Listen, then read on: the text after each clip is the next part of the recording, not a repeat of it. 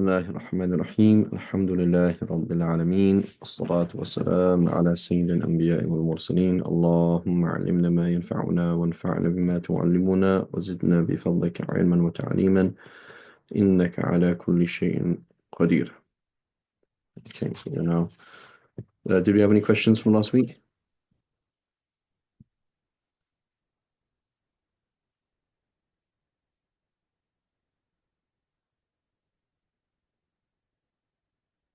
Okay.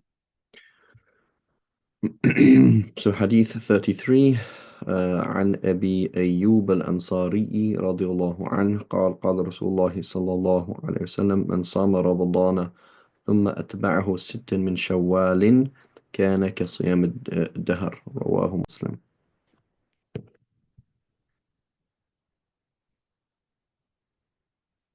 Okay, so it says Abu Ayyub al-Ansari reported the Messenger of Allah sallallahu alaihi wasallam said, whoever observes the fast of Ramadan and then follows it up with 6 days in Shawwal, it is as if he has fasted for the whole year.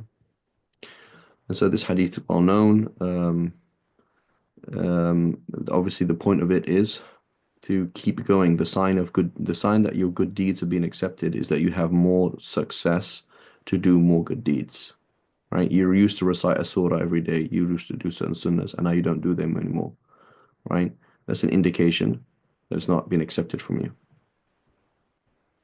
Right? And the sign that you used to do something in the past and you still do it now, or you've started it now and you find the tawfiq and the success to be able to do it every day is a sign that it's being accepted. Right? And again, if we do an analogy, well, لله المثل الأعلى, our relationship with Allah subhanahu wa ta'ala is not the same as our relationship with other people, right? But let's say, for example, somebody um, somebody invites you to your house, right? You never met this person, your mum's friend's daughter, okay? So your girl, teenager, she's a girl. You're like, okay, let's hang out. So the fact that you liked each other means that you're probably going to hang out again. The fact that it was just bearable and you really didn't like her means you're kind of going to politely decline next time there's an invite. So the same thing, right? So when one, in Ramadan, there is a slight imbalance, right? Usually the balance between, kind of in life is more there, but in Ramadan, there's a slight imbalance, particularly in the last 10 days. But somehow there should be some kind of continuation of something, right? All things being equal, right? So the fact that this person then continues in Shawwal and fasts is a sign that they are starting on a new way. Um, so according to majority of scholars, this means following it during Shawwal. So it says min Shawwal. It says follows it with 6 days in. That the min is for dharfiyya, but it means in Shawwal, right? And this hadith is in Sahih Muslim and is not in Bukhari. Right? And there's a reason why it's not Bukhari. That is because I believe Sufyan ibn Uyayna, I believe it was. Sufyan ibn Uyayna said this hadith is not actually Sahih. Sufyan ibn Uyayna, this is of the teachers of the teachers of Imam Muslim and Bukhari and these people. He said this hadith is actually not Sahih, and it's actually the words of a Sahabi of Abu Ayyub al-Ansari, not the words of the Prophet sallallahu alaihi wasallam. And so it's always important to understand a hadith. If you say a hadith is sahih, it means we think that the Prophet said it. So Imam Muslim thinks that the Prophet said it. The majority of scholars think that the Prophet said it. The majority of scholars think that this is something that's recommended. Right? However, there's other evidence as well.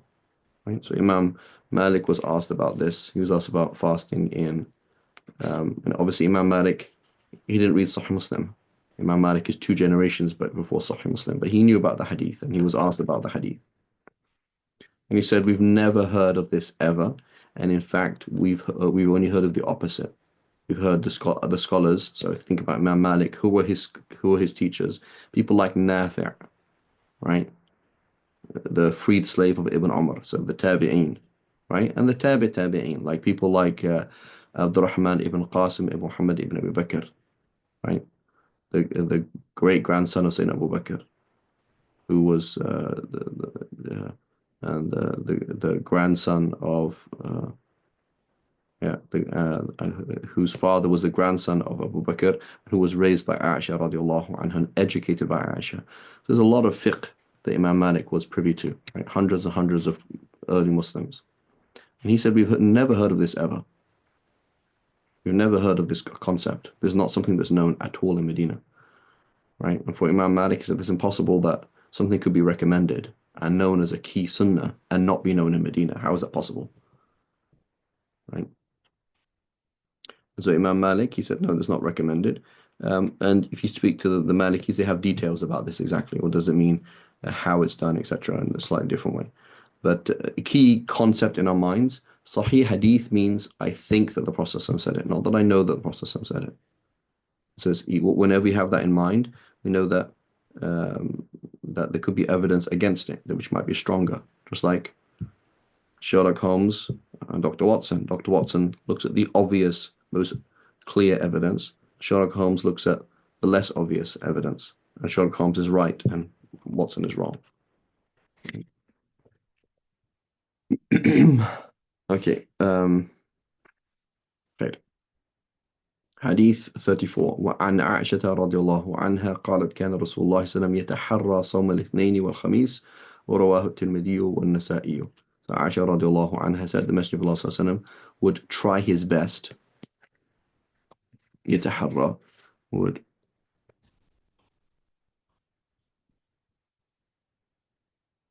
to fast intentionally, specifically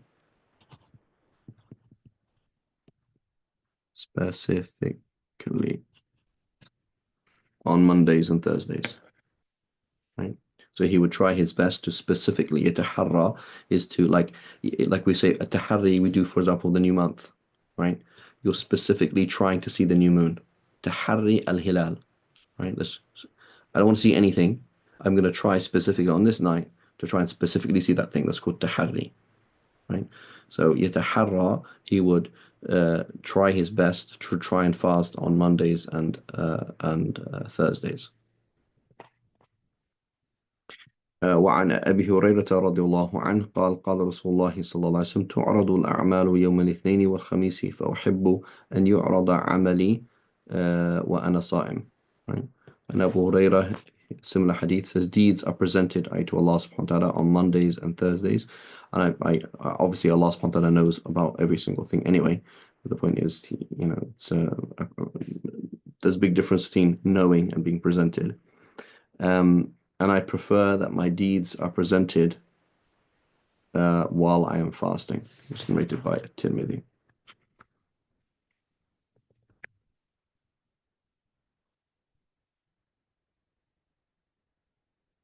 وعن أبي ذر رضي الله عنه قال قال رسول الله صلى الله عليه وسلم يا أبا ذر إذا صمت من الشهر 3 أيام فصم 13. 1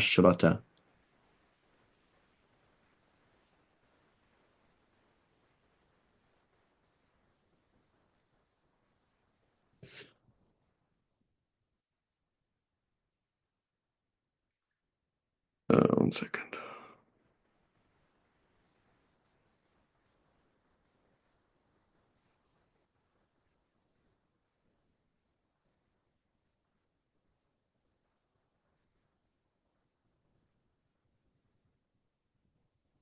فصم 13 و14 و15.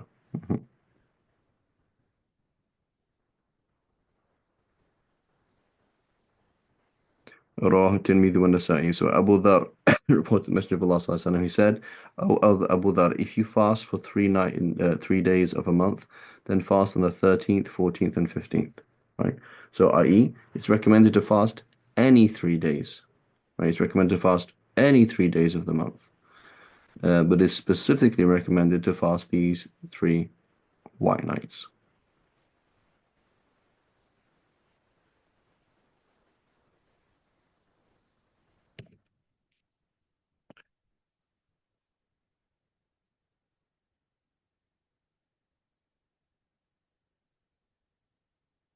And it's interesting. It is interesting that this is a time, I believe you go to the ER in the middle of the night, people, you say somebody's loony, right? They're crazy because the moon does affect people, right? Obviously, it affects the tide, which affects gravity, right? Like when I used to surf, you see the timetables, right? For the ebb and the flow of the sea, you're going to see next to it the moon phases because the moon affects the tide, right? So these are physical things. These are not like spiritual things. These are physical things, right? And so it affects the light affects people. Sleep, for example, during the white nights is not the same as other times. People behave in different ways, right? I'm sure if you look at statistics, in an ER department, I'm pretty sure you have more car crashes, more things during the white nights than any other night. So these are special times. So when there's a change, right? Notice there's a change in creation. What do? You turn to the creator of creation. So what do we normally do? When there's a change in creation, we turn to creation. There's an earthquake, we start worrying, call this, call that. We turn to the creation. When there's good or bad in creation, something good has happened in creation, we turn to creation, right? When something bad happens in creation, we turn to creation. Wrong. Something bad happens in creation, you turn to the creator of creation. Something good happens, you turn to the creator of creation. Right? So this is what's happening here. قال عبد الله بن عمرو بن عاص رضي الله عنهما قال لي رسول الله صلى الله عليه وسلم يا عبد الله ألم أخبر أنك تصوم النهار, right? And so for them, many of you, half of you are my students anyway, but for those of you who are not, Abdullah ibn Amr ibn As, when did he get married? Or what was the age gap between Abdullah ibn Amr ibn As and, so this is Abdullah, the son of Amr, the son of Al-As. What was the age gap between these two? Who can remember?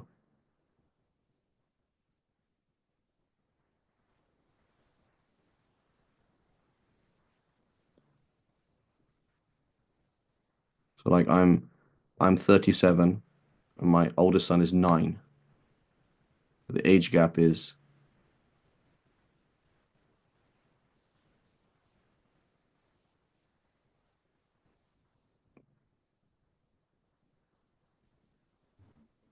28 years. 28.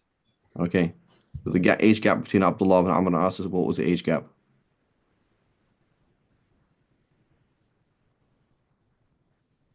10 years. Or even 9 years could be. Right. So how old was Amr ibn As when he got married?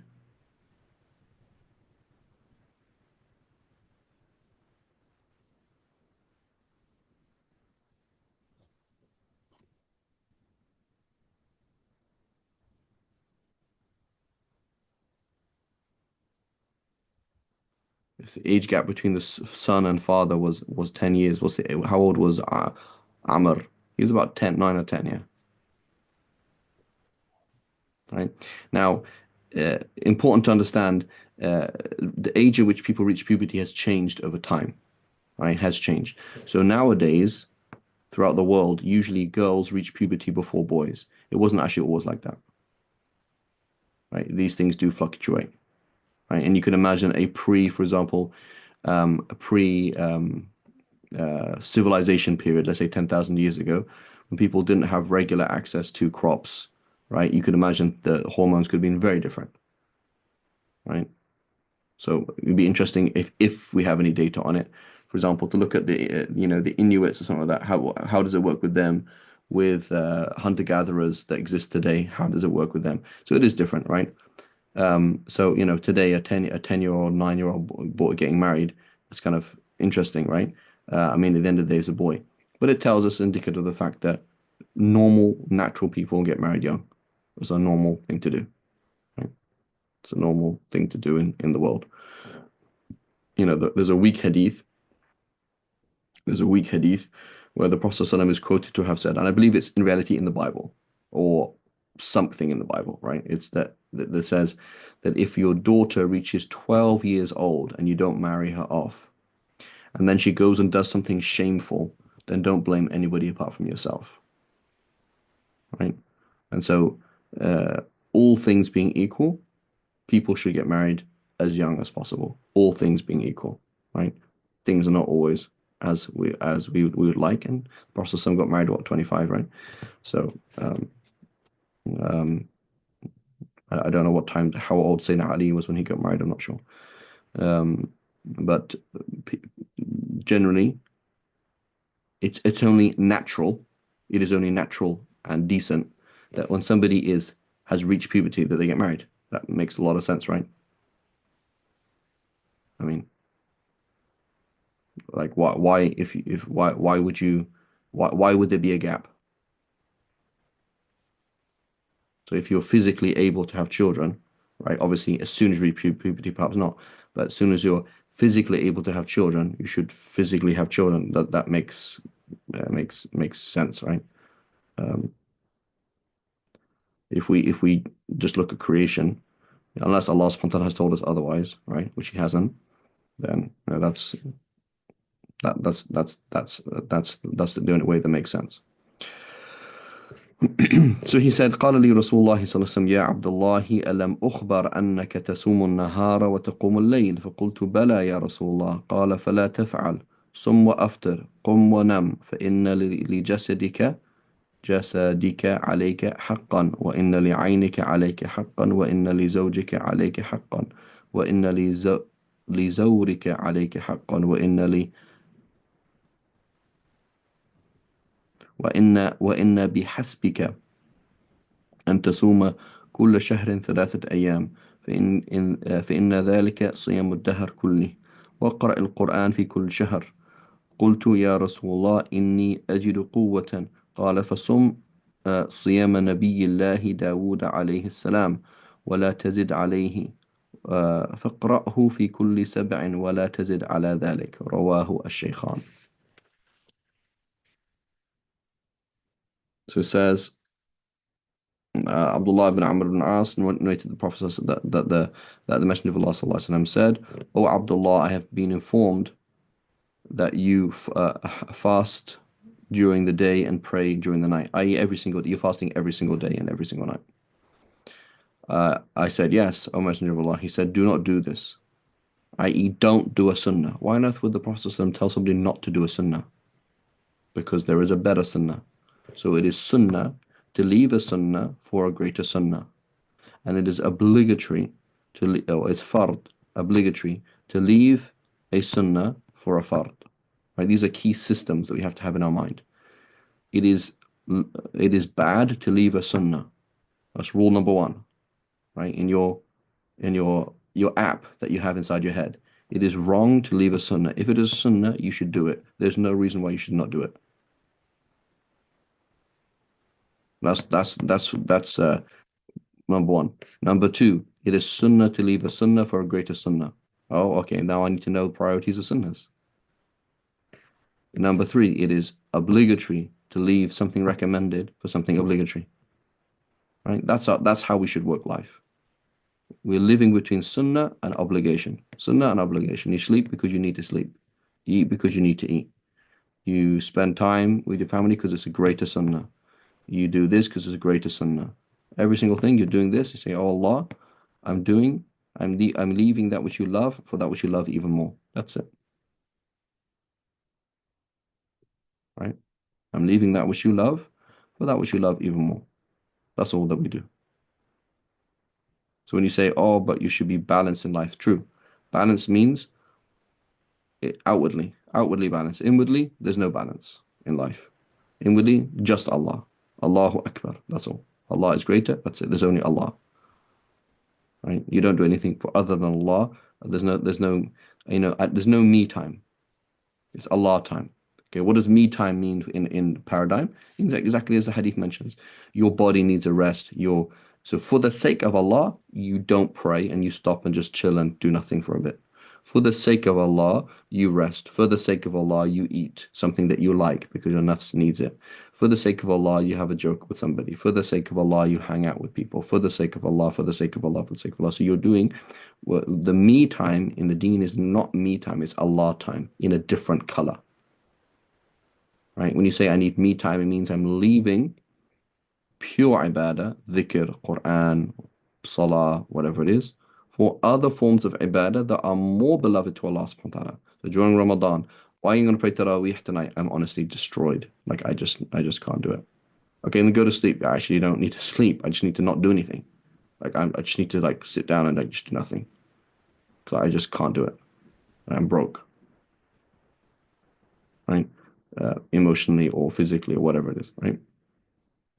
And so that's not doing the sunnah. That is leaving the sunnah for a greater sunnah if you have an intention. If you have an intention. So that's the key thing. Because it's very easy to lie to yourself. Oh, I'm leaving this sunnah for another sunnah. Lying to yourself. You're just selling yourself cheap. Short. Don't do that. Right? We lie to ourselves all the time. May Allah forgive us. Right? Why did you miss a sunnah? I'm missing a sunnah for a fard. Really? Oh, it's obligatory. What's obligatory? Right? So you need to know that these functions have to be there. It is wrong to leave the sunnah. Check. It is sunnah to leave the sunnah for a greater sunnah. Check. It is a fard, obligatory, to leave a sunnah for a greater fard. Check. These three systems are there. How does this work though? Is when we're straight inside and we know what's going on inside. Otherwise, if we're messed up inside and we're lying to ourselves, right, then we end up doing stupid things. We end up selling our time for cheap, right? May Allah forgive us all. So he says, do not do this. Fast and then don't fast. I fast every other day. Stand in prayer and then sleep, i.e., pray some of the night and sleep some of the night. How should you work that out? You look at your life. Number one, stand outside yourself. Change your name to somebody else. Think of yourself as somebody else. Make a schedule for that person, a balanced, reasonable, otherworldly focused thing, which brings in all the things that Allah loves. Right? Brings in all the things that Allah loves. This, and then reapply it to yourself. Right? How much, if you were somebody else, how much would you advise yourself to fast? How much would you advise yourself to sleep? How much would you advise yourself to do this, do this, do this, do this? Classic example, this person is super cranky all the time. Why? Because they're not sleeping enough. But then they want to keep not sleeping enough because then they can do more ibadah. Okay, so I can do more ibadah when I'm super cranky. Do you think Allah wants you to be super cranky all the time? No. Some people, they don't need to sleep a lot. Some people do need to sleep a lot. Oh, I need to sleep 8 hours and I can't do this. Okay. Oh, I can't pray tahajjud because I need to sleep 8, 10 hours a day. Okay. If you need to do it, then that's what you should be doing. Right? If you need to do it, then that's what you should be doing. I.e., if that's what Allah wants you to do, then do it. Yeah, but I can't pray tahajjud if I do that. Okay, don't pray tahajjud. Oh, I can't fast if I do that. Don't. Like I myself, for example, I very seldom fast. Very seldom fast. Why? Because I have so many things to do, and I can't do them if I fast. So, Shaitan comes to me and says, "No, you should fast. You should fast. You should fast." I like when Sha'ban began, I was like, "Yes, I'm going to fast Sha'ban," and I was like, "Actually, I have to do A, B, C, and D. Which is more beloved to Allah, A or B? A or B?" So So when Ramadan comes, I don't have a choice because I'm gonna, it's fard, right? So unless I'm gonna die, right? Like, so for example, in Ramadan, I can't say, oh, I need to play with my kids, or I need to spend time with my kids, or I need to do this. I can't do it. Or I need to do this work. Like, I'm sorry, I'm fasting. It's fard, right? But if it's issue of sunnah, I'm gonna weigh the issue of the sunnah against and other obligations or sunnahs. I say, yeah, this is more important. Sorry. It's not that I'm saying no to Allah. It's that I'm saying yes to Allah in the way that He wants me to say yes, inshallah. I hope so, right? But this is where we have to work on ourselves. Otherwise, the whole app is off, right? The app has a bug and it doesn't work, and it keeps choosing whatever your nafs likes, right? It keeps choosing whatever your nafs likes, right? May Allah forgive us. It says stand in prayer and then sleep. So work out how much you need to do it. I remember I was 18. I said, that's it. I'm 18 now. I don't need to sleep. And I just sleep 5 hours. That's it. I couldn't do it. I can't survive with 5 hours. If I get like 6 hours of sleep in a row for like 2 days, I'll be destroyed. Right? So I can't survive on six. Seven, I don't know. Like seven, eight, seven, eight. That's like how I can survive at my age right now. Some people they need to sleep more, some people need to sleep less. Alhamdulillah. So the person who is sleeping is not better than the person who is praying. The person who is choosing what Allah loves more over the what that Allah loves less, that's the person who is closer to Allah, right? You might never pray tahajjud. You might never fast a single sunnah in your life, and you're closer to just like Uwais al-Qarni, right? Uwais al-Qarni, he's a Sahabi basically. He lives the time of the Prophet ﷺ. He believes in the Prophet ﷺ, but he would have gone to see the Prophet ﷺ, but he was engaged with his mother. He's looking after his mother, and she was sick. So he was doing something greater. Doing something greater, right? So this is a key thing. When we make life decisions, we are choosing A over B. As long as you're choosing A over B in the way that Allah wants you to choose it, that's fine. That's totally fine. I don't go to the masjid because I have to commute to work. Okay, why do you have to commute to work? Because I have to pay for this. Okay, alhamdulillah. This is all sadaqah and it's all good. But many people in life, particularly in the West, where we are extremely wealthy, where we are not living on, we're not, many people have, education, have ability to make money, have opportunities. They don't need to work 40 hours a week, but they do because they've chosen a lifestyle that they want and they value. And Allah doesn't necessarily value that lifestyle. Allah doesn't necessarily value that lifestyle. And so they've made things, I have to do this and I have to do that for what? A lot of things you don't need to do. A lot of things you don't need to do. So we have to be very careful. When you do A, is you prioritized. Right? You just bought a pizza. You could have given that in charity, correct? Yes. So why did you buy pizza? And who did you buy a pizza for? Right? And why did you buy pizza? You bought pizza. It cost $100. Pizza for so and so, so and so, so and so. $100 of food. If Allah subhanahu wa ta'ala wanted you to give that in charity instead, then why did you give the pizza? And if Allah wanted you to buy the pizza for your family or for these guests and not give charity, why did you give charity? So you have guests over and you say, there's no food because I spent it all in charity. Is that what Allah wants you to do? If that was Allah, if that's what Allah wants you to do, great. But if that's not what Allah wants you to do, then you've chosen something that Allah loves less over something that Allah subhanahu wa ta'ala loves more. Right?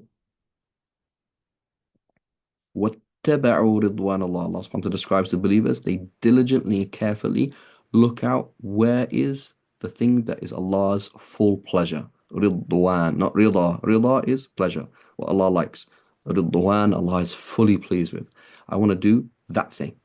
At 10, at 7:01, I want to do that thing. If this class isn't the best thing you should be doing right now, then don't be in this class.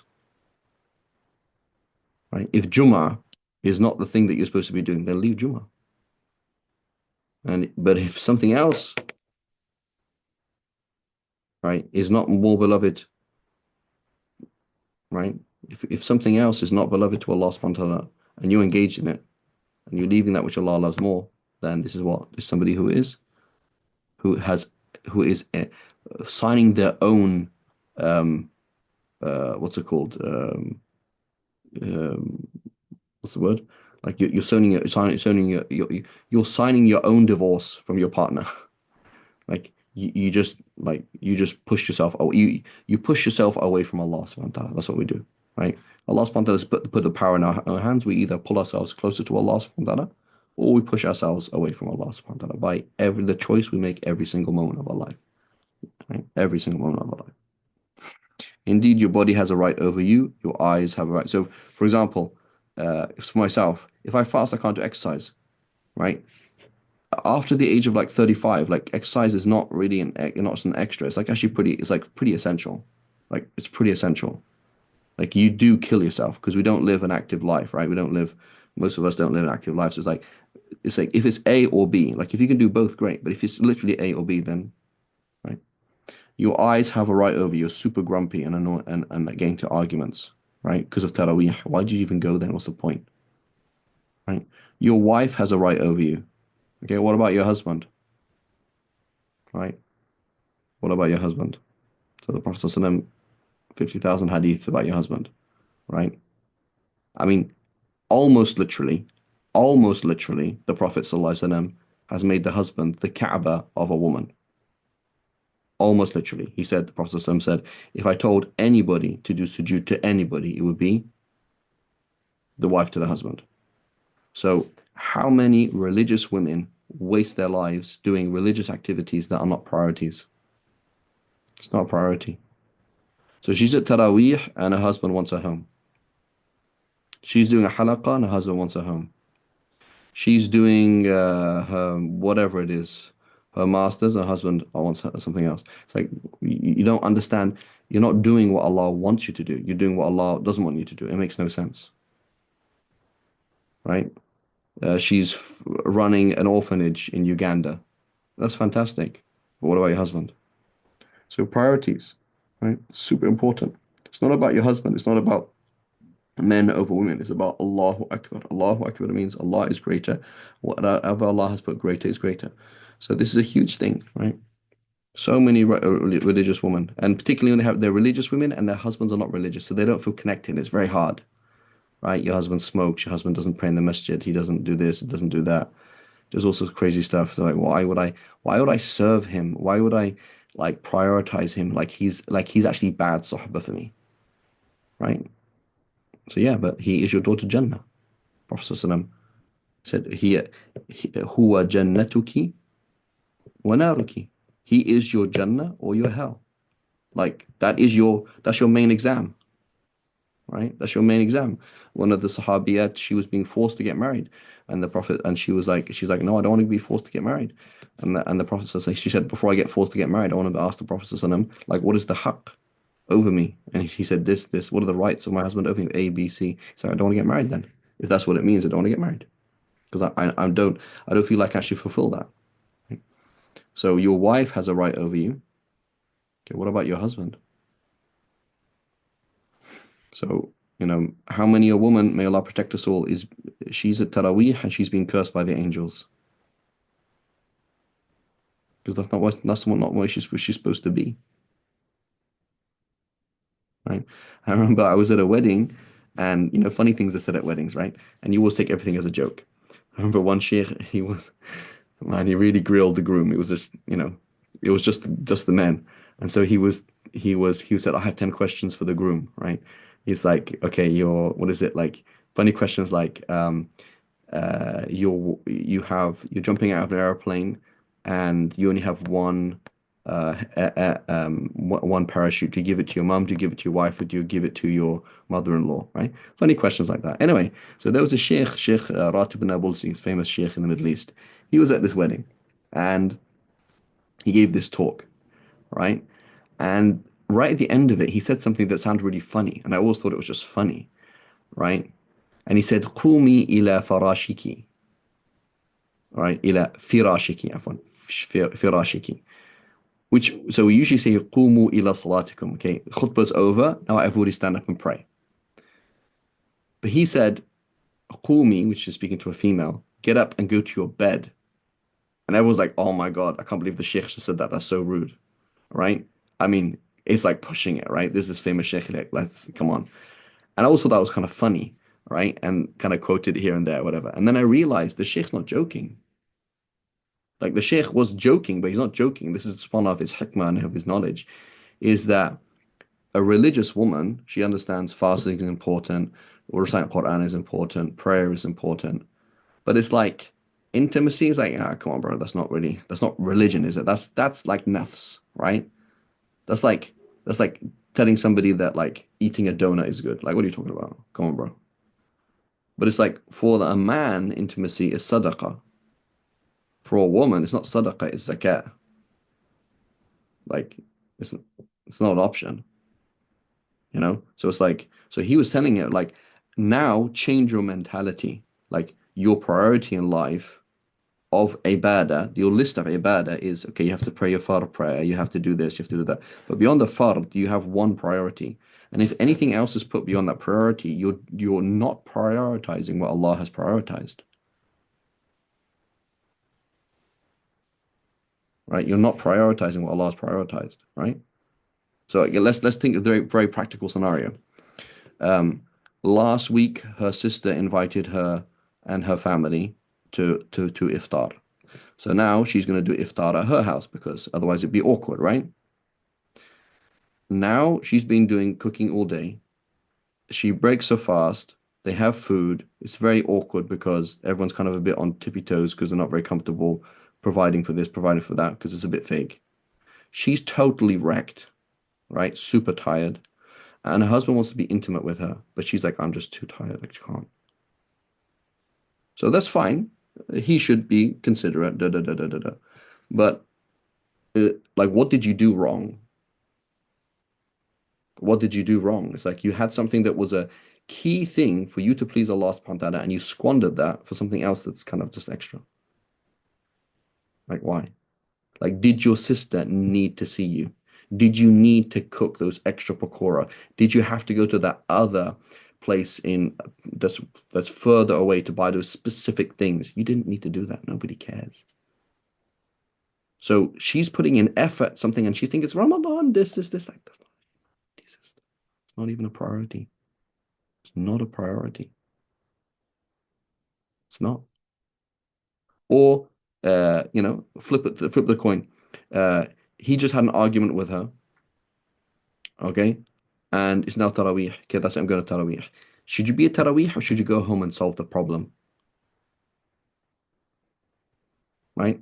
But the nafs says Taraweeh, it's ajr, da, da, da, da. It's like, yeah, what are you talking about? What is Allah? Allah doesn't want you to be in Taraweeh. Allah wants you to be home sorting the problem out. Because now it's like I'm praying, and every single time I'm praying, I'm like, I hate her. And she's like, I hate him. It's like, why? So the point is not to do rituals. We are not mushrikeen. We do not worship the Kaaba. We do not worship rituals. We worship Allah. That means doing what Allah wants us to do, right? So a woman, for example, again, so the Prophet ﷺ said, any woman who spends the night and her husband is not happy with her because of that kind of stuff, she spends the night and while the angels are cursing her. So it's for crying out, it's Ramadan for crying out loud. Those angels, all those angels that are there to bless every single person, and she's being cursed. Why? Because she didn't prioritize things, right? Because in reality, most of us don't worship Allah. We worship our own values, our own norms, right? But throw all of that out the window. Every single thing, throw it out the window. Say, what does Allah want me to do? You have health issues, and you're trying to fast as many days as you can, but you can't. And sleep is important for you. Go to sleep. Don't pray Tarawih. You have health issues and you need to do certain exercises and you can't do the exercises while you're fasting. Then make sure you do everything moderate. Be careful. Prioritize what Allah wants you to do. Prioritize what Allah. Don't prioritize things that Allah doesn't want you to do. You did the you did the extra credit, but you didn't do the assignment. What was the point, right? وما تقرب علي ما تقرب علي عبدي بشيء أحب إليه مما افترضته عليه. My slave does not come closer to me with anything more beloved to me than what I've made fard on him. Fard is the most important thing. You're gonna die and you have qada prayers. Another example, you're in debt. Okay, I lent you money 3 months ago. You said you pay me within a month. You haven't. I am now in a financial situation. Brother, I'd love to give you more time, but I am now in a financial situation because of you. You said 1 month, it's now 3 months. Okay, please, Habibi, don't go to Taraweeh. Get in that Uber and drive. Just drive. Okay, stop for suhoor and drive, please, because I need that money. And if you go to Taraweeh, you're harming me. Don't do that. So you're at Taraweeh and the angels are cursing you. Why? Makes no sense. Uh, your uh, your wife has a right over you. Your guest has a right over you, right? It suffices for you to fast 3 days every month for this is like fasting continuously, because each fasted day counts as 10. And complete the recital of the Quran in a month. I said, O Messenger of Allah, I am capable of doing more than this, right? Okay. He said, then fast in the manner of Dawood, i.e., one day and not the next day, one day and not the next, and do not exceed that. Complete a recital every 7 days and do not exceed that. Right? So every month, every week, do a khatam, right? But don't go more than that. Don't go to extremes. Um,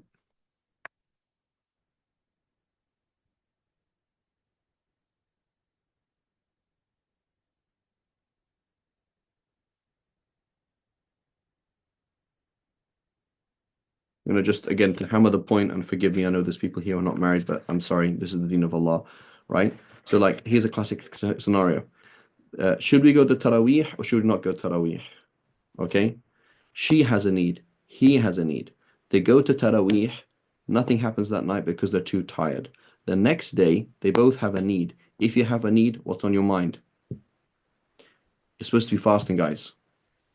So act like adults and manage your body and your emotions and make things happen in a way that you can fast properly, as opposed to it doesn't make any sense. What you said. So we have to prioritize what Allah has prioritized, right? And unfortunately, many of us, many Muslims, they particularly, let's say, many Muslims, they have a Catholic slash Hindu, Indian mentality towards these things. They're like, intimacy is bad, right? And it's not kufr, like it's either ignorance or it's kufr, right? In reality, like the Prophet ﷺ said, intimacy is a sadaqah, it's a good deed. So the question is not whether it's bad, or the question is which kind of good deed is more important, right? Which kind of deed? So for a woman, that's always a priority because it's fard, right? For a woman, it's always a priority because it's fard.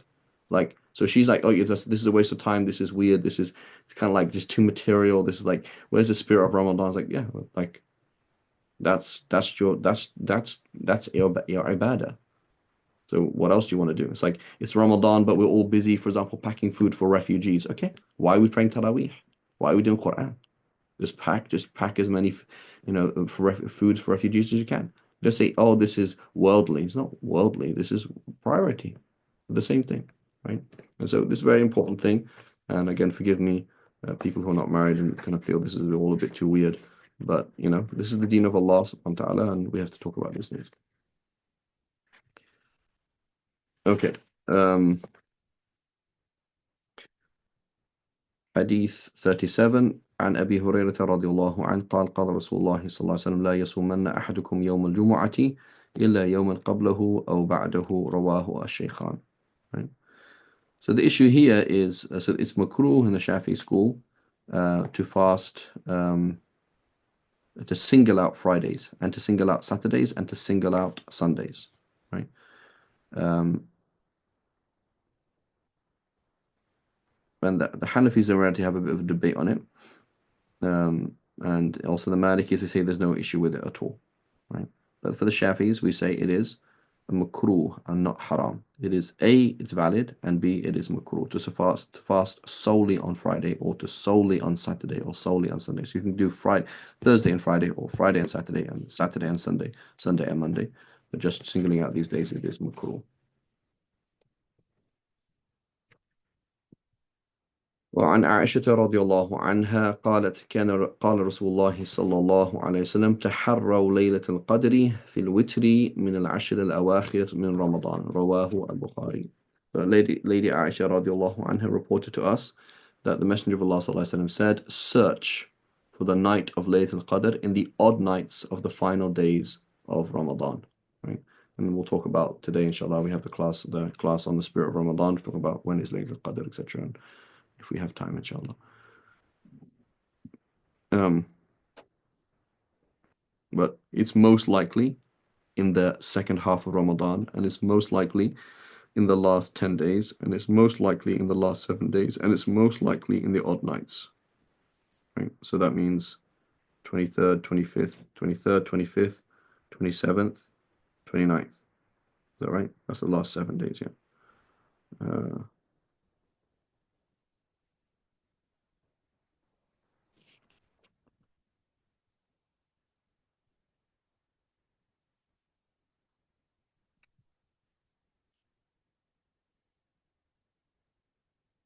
Good. And how can you guarantee that you find Laylatul Qadr?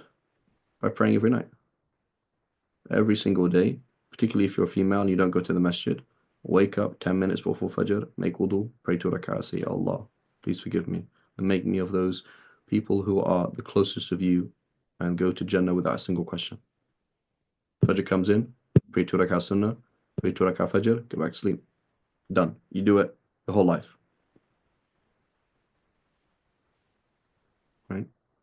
Now, I remember I was in a class with the sheikh, and the sheikh asked this other sheikh who was there. He said, "Sheikh, when was the last time you missed tahajjud?" He said, "I can't remember. I don't remember the last." He didn't remember the last time he ever missed tahajjud, right? So pray tahajjud every single night, and you'll find Laylatul Qadr. أن عائشة رضي الله عنها قالت كان رسول الله صلى الله عليه وسلم إذا دخل العشر شد مئزره وأحيا ليلته وأيقظ أهله رواه الشيخان. And so Aisha radiallahu, Lady Aisha said when the final 10 days, so the final 10 days is a time of extremism, right? It's that outwardly, we always know, inwardly, we always have total extremism. We're always with Allah and not with anything else. That's internally. Externally, externally, there's a balance. It goes a little bit off in Ramadan and then it goes totally off in the last 10 days, right? So last 10 days, good time, for example, to, have a break of work or whatever, right? It's not. So the Prophet when the final 10 days came, the Messenger of Allah would tighten his waist belt, and another version specifically mention fold up his bed, right? Meaning, right? So here, shadda mi'zarahu, he would tie up his waist belt. It can mean two things in Arabic. It can mean he would roll up his sleeves, or it could mean he would not be intimate. It could mean both, right? But another narration means specifically he wasn't intimate. So again, let's say scenario. Here's a woman who feels like that at the end of the 10 days. Yeah, I just want to do ibadah. But her husband doesn't feel like that in the last 10 days. And then she's like, yeah, bro, like, oh my God, you're such a weirdo. It's Ramadan, for crying out. It's the last 10 days. Why are you into that kind of stuff? Like, just grow up, right? And it's like, wrong, right? That's just wrong. I mean, it's clearly haram for her to do that. And for a man as well, what if her husband, she has needs, or he wants to do i'tikaf and she doesn't like to be home alone? Like, it's really disturbing for her to. She has nightmares. She has whatever. It's like, subhanallah, you just know it's Ramadan. I have to be in the masjid. You don't have to be in the masjid. It's sunnah to be in the masjid. And your wife is having nightmares, or your wife's going through a panic attack, or your wife is, I don't know, the kids are driving her up the wall, right? It's like, where's your rahmah? So for a woman, she has to fear Allah. For a man, yes, she has to have compassion for the slaves of Allah. So when the final 10 days of Ramadan came, the Messenger of Allah ﷺ would tighten his belt, stay awake the whole night. So usually he would pray some of the night and sleep, but he'd sleep the whole night and wake up his family as well. Right? So very important, involve the family as much as possible. Involve people as much as possible. قالت عائشة رضي الله عنها كان رسول الله صلى الله عليه وسلم يجتهد في العشر الأواخر ما لا يجتهد في غيره. Right? In the Messenger of Allah صلى الله عليه وسلم would exert himself in worship during the final 10 days of Ramadan more than he would during the other days of Ramadan. Right? So people who are not married, people who do not have to work, right? There's no reason, for example, most people who can read the Quran pretty quickly, you can do a khatam every single day. Right? It takes about 20 minutes to read a juz. Okay, half an hour. Then you can do a khatam every single day. Okay, do a khatam every 2 days. In the last 10 days, you can do 5 khatams. Right? So we have to have balance in life. But in order to have balance, you have to know what is extremism. Some people, like, they don't even know what extremism is. I mean, they don't ever do anything extreme. Like, they're just like dead fish. Right? Like, you have to, like, sometime in your life do some crazy stuff. So then you're like, yeah, that was funny. I remember I used to do that, but I don't do that anymore because that's a bit too extreme. But like, we have to do these kind of things. You have to know, like, what is it like to, to pray for 6 hours, right? Like, you can physically do it, right? I mean, if you can physically do it, but if you can physically do it, so like, why don't you do it? Why can't you pray for 6 hours without being insane? This is the time to go insane. This is the time to go insane. Like, you have a normal balance throughout the year, slightly off balance in Ramadan. The last 10 days, go nuts. Why not? Just make sure everybody's happy with you. Mum, dad is okay, or whatever work, all right? As long as you've done your job. Like I never had the last 10 days off, you know, until I was, I don't know, until I was like 30. I didn't have those days off, so I was working. Like I couldn't do that. But if you can do that, then why aren't you doing it, right? So when you say, for example, leaving a sunnah for a greater sunnah, that's great. But what if there isn't a greater sunnah? Then why would you leave the sunnah? Right? Why would you not do a khatam every day? Why would you not pray all day? Like if you can do it, why wouldn't you do it?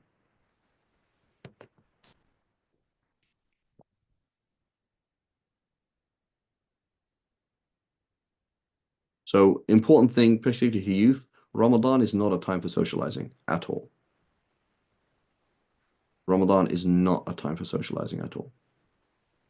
Unless people need your help. There's a sister, for example, that you've never seen before and she needs help. There's a brother who needs help. Fine. Otherwise, Ramadan is not a time for socializing with your family, nor is it time for socializing with your friends. It's a time for ijtihad, for striving.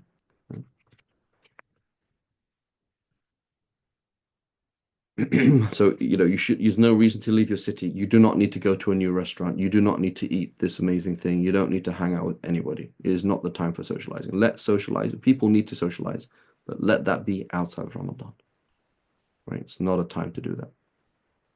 It's like it's like Jum'ah, right? You can socialize after Jum'ah, before Jum'ah, but the khutbah is going. It is not the time to stand up and say, "Oh, Habibati, I haven't seen you for a long time. Habibi, where are you?" It's not the time to be talking to people during the khutbah, is it? The same thing. This is the khutbah, right? Ayyam al-ma'dudat, Allah subhanahu wa ta'ala says, it's a few days. It's just one, what, 8% of the year. وعن عائشة رضي الله عنها قالت قلت يا رسول الله أرأيت إن علمت أي ليلة القدر ما أقول فيها قال رسول الله صلى الله عليه وسلم قولي اللهم إنك عفو كريم تحب العفو فاعف عني. Aisha radiallahu anha said, I asked the Messenger of Allah sallallahu alaihi wasallam, said, if I come to realize which night is the night of power, so according to many, it can be known, what should I say? She said, say, O Allah, you are the effacer of sins, the most gracious, and you love to pardon, so pardon me. So notice, what's the context? A time when somebody is reciting the Quran a lot, when someone is praying a lot, they don't say, oh Allah, accept all my wonderful good deeds. They say, oh Allah, please just forgive me, right? So they've taken their good deeds, they throw it in the trash can. Every single thing I've ever done is worthless to Allah. And it can't change you, it cannot bend your arm, it cannot impress you. Oh, ya Allah, I tried my best, but here's my burnt cake that doesn't taste nice and doesn't have nice ingredients. Just, yeah, Allah, I just did it just because I got to do something. Please, Allah, just forgive me and just accept me. And you just take me by your generosity. That's what you ask.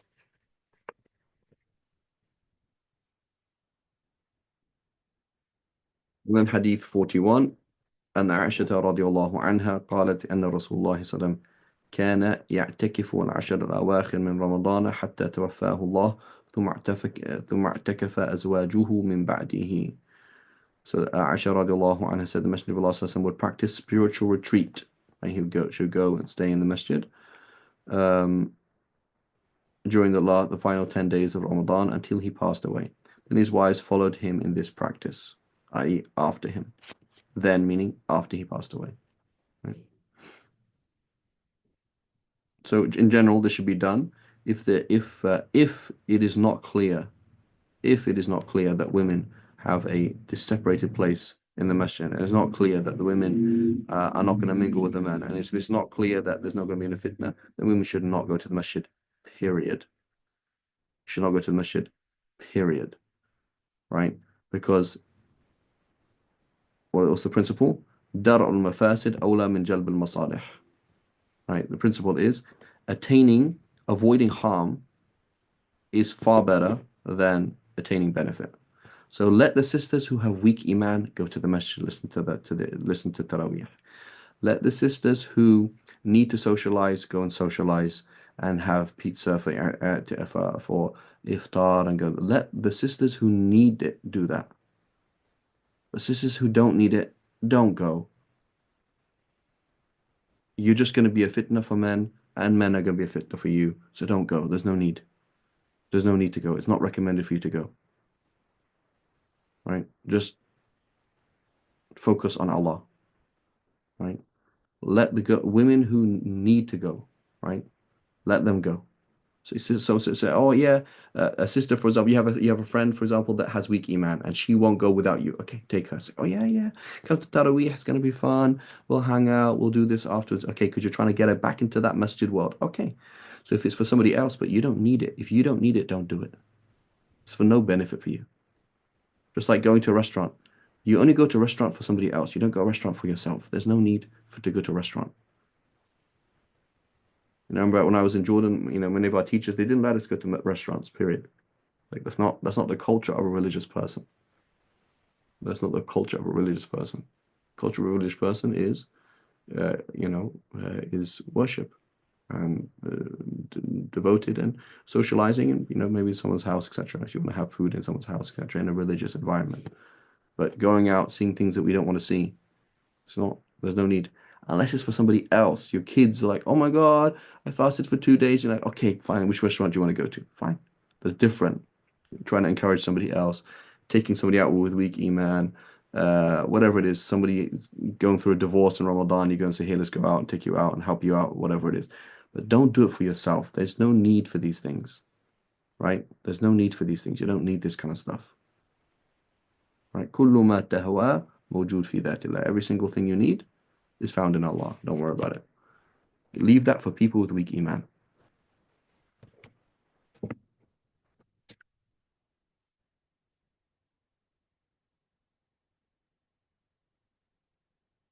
So the point I was making is sisters should not be doing tarawih. Like by default,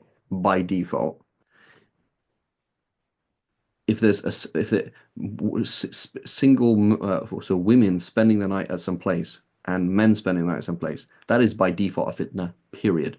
Even if they don't even see each other, that's just a fitna by itself. So we don't need to open doors like that. I'm not sure anybody is in my other class.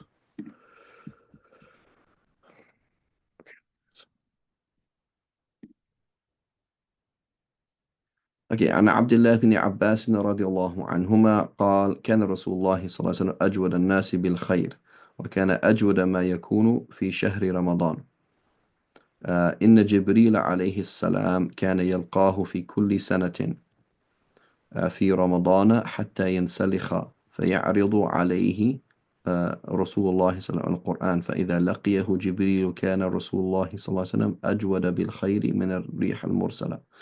So Abdullah ibn Abbas, he said the Messenger of Allah sallallahu alaihi wasallam was the most generous of people, and he was the most generous during Ramadan. Angel Gabriel would come and visit him every night in Ramadan, and the Messenger of Allah sallallahu alaihi wasallam would recite the Quran to him until it ended. When Gabriel met him, he would be more generous than the wind bearing rain. Rated by Bukhari and Muslim. So again, for us, the fact that we have internet, the fact that we are listening on Zoom, we are filthy rich, right? That means we don't need to be generous to our own family by default. By default, our family we eat every day, we have food every day. We already eat luxurious food to begin with, right? We already have enough protein, you have enough fats, you have enough of these things. Who needs our generosity? The poor, right? Which most of these people are not in our countries, right? So that's the default. Now, again, as a parent, you can't apply that absolutely. As a husband, you can't apply that absolutely. But as a single person, if you're a single person, all your money, all your efforts should not be in pizza for your friends, should not be in, again, unless you need to support that. But if it's just pure socializing, what an utter waste of money, right? You spent $5 on some food. Like, you don't need to spend $5 or $20 on some food when that could feed whole groups of families who really need your money right now. So the Nafs says, be generous, go and have fun with it. The Allah says, be generous. My servants are asking you for food and they need food. $1 means way more to them than it means to you. Right? So by default, generosity should be towards the people who actually need it, as opposed to us who don't need it by default. Right? People who eat every day are wealthy. People who eat what they want are wealthy, right? People who have meat every year are wealthy. People who live in air-conditioned houses are super wealthy. People who have access to healthcare are super wealthy. We're talking about normal people on planet Earth who don't eat meat every year, who don't have electricity on a consistently, who don't have access to clean water, who don't have access to healthcare. These are the people who need our money, right? And everything else then is for other benefits, right?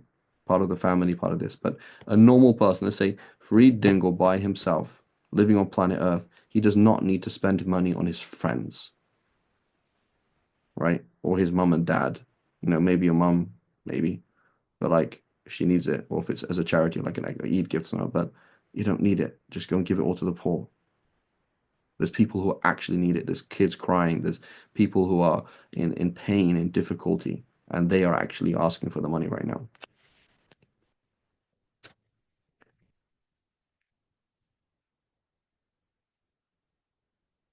Okay. The other thing then, which is the last hadith, is how the Prophet ﷺ, the Quran changes behavior. So what's the point of the Quran is to change our behavior. The point of the Quran is not to hear a beautiful qira'ah in the maqam al-Hijaz, right? It's not to hear, oh, I love the Sheikh's qira'ah because it sounds nice. Like that's not the point of the Quran. The point is so a key thing in Ramadan then is what is the Quran actually saying, right? And many people, may Allah forgive us all, they've never read the Quran in any language that they understand. Many people, it's like subhanallah, the Quran's translated into so many languages, but yet they've never read the Quran. And the point is not reading the Quran or understanding the Quran is applying it. So you go through and you stop. Bismillahir Rahmanir Rahim. Rahmah. Do I have Rahmah in my life? Maliki Yawmiddin. Oh my God, Allah is King of Judgment Day. What am I going to do? Right? Oh Allah, guide us. Oh my God, what am I doing wrong? I don't want to be people lost. I don't want to be people who leave the Sunnah intentionally. I don't want to do that. Right? ذَلِكَ الْكِتَابُ لَا رَيْبَ فِيهِ. There's no doubt in it. Am I doubting it? هُدًى لِلْمُتَّقِينَ is a guide for the taqwa. Am I a person of taqwa? Right? This is the point of the Quran. لِيَدَّبَّرُوا آيَاتِهِ. For them to think about the end results of each ayah. يَدَّبَّر, look at the dubur, look at the end of something. What is the end of this ayah? What does it mean to me? The upshot of this ayah. What am I supposed to do? So if you come out of Ramadan and we don't change as people, we haven't come out of Ramadan. It was pointless. But the point is, there's a message, right? It says, do this, do this, do this. And we have now tried to do this, do this. But if we don't even know what it says in the book, what's the point? What was the point in Taraweeh? Oh, we have to do a khatam, we have to finish the whole Quran. Why? If you don't even read what it says, right? And that's totally fine if you can't read English, and you can't read Arabic, and you can't read Urdu, and you can't read Hausa, and you can't read Chinese, and you can't read Japanese. That's fine. There are people on planet Earth who cannot read a single language. You can't read, period. Many people on planet Earth. And all they know is what the Khatib said on Jummah. That's it. And they half understand that. But for people who can read English, or French, or German, or Urdu, or Farsi, or whatever it is, like subhanallah, right? Allah's talking to us, right? It should be like that, right? It should be that there's a message. It should be that we have to put the Mus'haf down because it's too much. Like, oh my God, it's saying too many things to me. How am I supposed to apply it? What am I supposed to do now? As opposed to Ameen. I have no idea what I said. In fact, I don't even know what Ameen said either. I just say it, right? This is not Deen. This is called maskhara. This is called a joke, right? This is called uh, Ahl al-Rusum, people of um, outward signs that mean nothing, right? We don't want to be people of outward. We want people of haqa'iq, reality. What does it mean? What does it mean that you read Quran? What does it mean that you are Muslim? Right? I'm a Muslim. What does that mean? I submit to the creator of the universe. What did the creator of the universe ask you to do? I don't know. Well, how are you submitting to him then? Good point. But I'm Muslim.